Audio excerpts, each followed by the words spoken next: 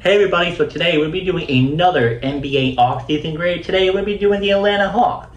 Are they going to be a playoff team this year? Are they not? How was their offseason? Did you like it or did you not like it? And yeah, let's get started. So the first thing we'll be talking about is major moves and transactions. So they acquired Kristaps Porziņģis in a 3-team trade. The Hawks landed Kristaps Porziņģis, adding a star-level center who brings in rim protection and three-point shooting to anchor the front court after the decline of Clint Capella. Atlanta also picked up a second-round pick in that deal. Next thing we'll be talking about in this is that they moved down in the draft. Atlanta traded down 10 spots to acquire a more favorable 2026 first-round pick via trade of the Memphis Grizzlies and New Orleans Pelicans, while still selecting a sleeper gem in Isaiah Newell at their original spot. So let's talk about this. So my thought is that adding Kristaps Porziņģis, if he's healthy, I love this trade. If he's not healthy, I do not like this trade. It's such a big gamble for the Hawks to really bring him in because he doesn't know how to stay healthy. For the past, ever since he got in the league, he always got injured and he missed a lot of time. And maybe one year he had a good amount of games played, but he still missed, which I don't know when that was. Might be when he first got to the league. I have no idea. But what's interesting is that if you guys haven't checked out my video in the past, I explained that the Boston Celtics didn't really... It was interesting because the Boston Celtics saw something in him that was like, this doesn't make any sense. You're always injured, but there's something in you that we have to double check what it is. They used the team doctor, they used the Boston area's doctor, and they couldn't find what it was until they saw a rare disease type of thing in him, and it was like, what? And it's something that they still don't know how that happened, so they had to get rid of him because they still don't know what the issue was. It's very, I can go on and on about his illness, but it's a very rare illness that the Boston Celtics had to get rid of him because they have no idea what to do and they're not going to risk him playing with the team. So the Atlanta Hawks are pretty much risking his health to play the team. But we just gotta wait and see. I'll give you guys my overall thought later on down the road with the Kristaps Porziņģis addition. But yeah, we'll just see if he stays healthy or doesn't stay healthy. I'll love it or I'll hate it.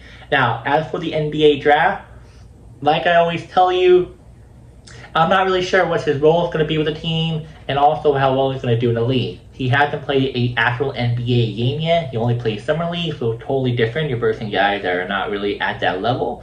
So we just got to wait and see how he does when the first game drops in the next month or so. So the next thing we'll be talking about is signed veteran increments. My apologies on that. Next thing we'll be talking about is signed veteran.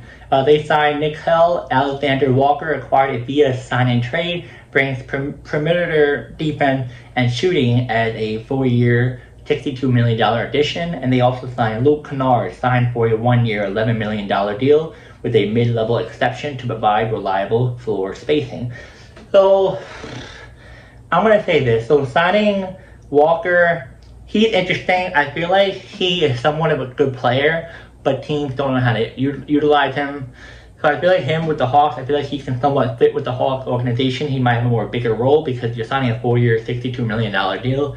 You're either starting or you're benching. But it's more likely he's on the bench, but he's still going to get a lot of minutes. I feel like him with the Hawks, he might actually break out as a player that, not a lot of teams knew about, that they should have used him right. Now, as for Luke Kennard, I like him. He's a really good three-point shooter. I know he had his moments here and there. His best days were with the Clippers, but I feel like him with the Hawks maybe will help him do much better than he was in recent, memories. Now, let's talk about roster addition for development. So, Hawks filled 2A and backup spots with addition of Eli, can't pronounce his last name, and Isaiah Newell through draft and mini signing. Next up, front office upgrade. Welcome Bryson Graham, a senior VP of basketball ops, and Peter Dinwiddie? Really? Not Spencer Dinwiddie, but Peter Dinwiddie, senior vice president of strategy and analytics under newly promoted GM on the So, I'm sorry, these names are very interesting.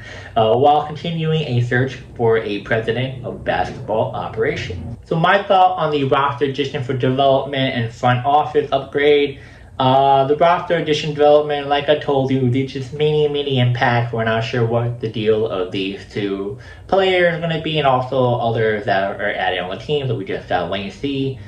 As for front office upgrade, very interesting. I don't know nothing about the three guys. I'm not an Atlanta Hawks fan, but if you're an Atlanta Hawks fan, let me know more information about these three gentlemen that are added onto the team that are taking the role for the organization. It sounds like they're doing something a little bit totally different that might actually help the franchise in a better direction. Just gotta wait and see. Now let's talk about broader impact and strategy. So roster turnover and identity shift. Combining elite shooting like Porziņģis, defensive growth like Alexander Walker, and youth potential like Newell and him and that other guy, Atlanta showcased its commitment to building a modern, versatile core. Rising expectation with this is that DraftKings shifted Atlanta's title odds from 120/1 to 55/1, reflecting improved Eastern Conference standing fueled by strategy roster upgrades. So it shows that the Atlanta Hawks are focusing on the little parts on the team to upgrade than just all-star type of players, which is very interesting, very smart on their end to, pick each little spot on the team that's a weakness, upgrade it, and focus on it, and building it a more versatile and modern team, which is something that teams should do. And then the DraftKings, you never know with DraftKings, you're not going to really, it's a hit or miss. We all thought We all thought the Celtics were going to go in the NBA Finals again, but Jason Tatum got injured, so yeah, DraftKings must have messed up that for sure. The final take is that the Hawks 2025 offseason blend, immediate upgrade and long-term planning brings in Kristaps Porziņģis, gives them a new defensive anchor and offensive threat, while Alexander Walker and Kennard fill crucial spacing and guard rotation. Smart draft positioning and front office upgrade signal a franchise looking to become a sustainable contender in the East. Okay, so this is my overall thought about this offseason for the Hawks.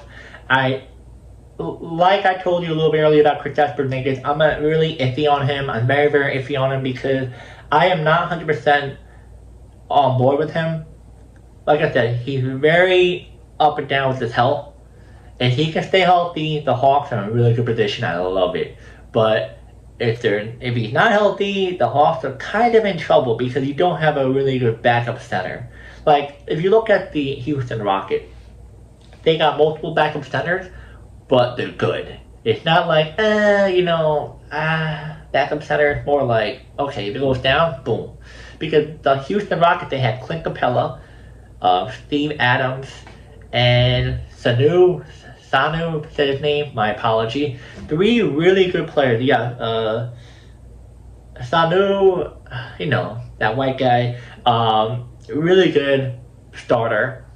Then you had Clint Capella and Steven Adams. Clint Capella is a good player when he can be, but I think him coming to the Rockets is good. And then Steve Adams, a veteran rebounder, gonna hold his own and not have any issues. So you see those three guys with the Rockets, perfect. But with the Hawks, you just have Kristaps Porziņģis and you have, somewhat of a center behind him, but it's not gonna really hold his own like how the Houston Rockets centers are if someone goes down. So I'm very iffy about the Kristaps Porziņģis. I just hope he stays healthy. If he does, awesome. If he doesn't, the Hawks are in trouble. Now the draft picks, like I said, it's just very, I'm not sure what to do with them. I think they have a really good chance, even if Kristaps Porziņģis does go down and they maybe lose another player, I feel like the Hawks still have a good chance of making into the playoffs. Now, how would they be a playoff team or not? I think they would definitely be a playoff team if Kristaps Porziņģis is healthy, for sure, 100% playoff team. But if he's injured and he's out for the season or out for a long time, they're a little rocky. They're a little rocky. I feel like they're still going to be a playoff team because the East is not that strong. They're not that strong. It's very, very weak. I think this is one of the times in the East that's like one of the weakest ever. Because I never saw this many teams without any good firepower besides the Knicks, the 76ers, and I don't even know who else. You get the Raptors have a little bit of firepower, but I can't really think of any other good team because everyone's injured or they went to the West. So the Hawks, I think they're going to be a playoff team, even if someone gets injured or not. Playing team is kind of like a little bit their backup. If they don't make the playoffs, that's very shocking, but more likely a playoff team, maybe a play-in team if something happens. Now, how would I grade their off-season? A being the best, S being the worst, in the middle, what is it? I'm going to give them B. The reason why it's not an A is because Kristaps Porziņģis was a healthy player and never really got injured as much. I definitely will give this an A automatically, but I don't trust Kristaps Porziņģis' health, and it's definitely going to hinder the team a lot if he is injured a lot. But it is a really good off-season for the Hawks, and I'm a Knicks fan, and I should be saying this, but it is a really good addition. Now, they might be a dark horse team, they might not, but like I said, Kristaps Porziņģis is the main key player in this offseason that's going to either make or break the Atlanta Hawks. And yeah, guys, let me know in the comments. Do you think the Atlanta Hawks are going to be a playoff team this year or nah? And how would you grade their offseason? A being the best and being the worst? What is it? And yeah, I'll see you guys in the next video.